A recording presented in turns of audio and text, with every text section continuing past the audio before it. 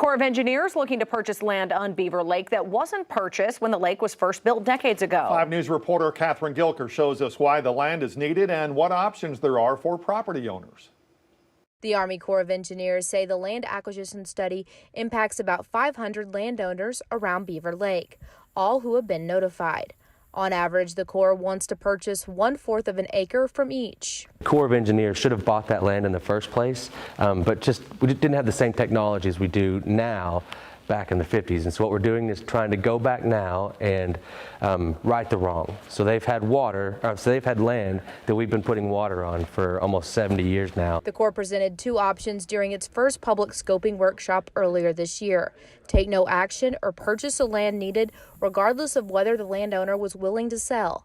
Based off the first round of public input, the Corps has added another option called the willing seller alternative. We believe there's enough willing sellers out there that we can purchase some land, enter into agreements with people that we're not having to dispute with over, several years. And so we think this willing seller alternative is a good blend of what we heard from the public comments. Terry Frederick attended Tuesday's meeting. He owns lakefront property on the south part of the lake. Frederick doesn't plan to sell the land to the Corps because he likes the land in front of his house being private property. I'm happy they changed their mind.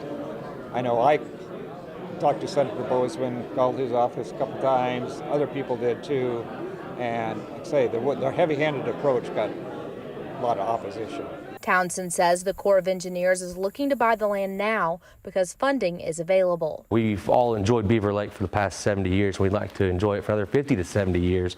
And one way to do that is to ensure we have the correct amount of land needed to protect the reservoir. Covering news where you live, Catherine Gilker, 5 News. Public comment period, by the way, will be open for the next 30 days. And you can find a link to that online on the Army Corps of Engineers website.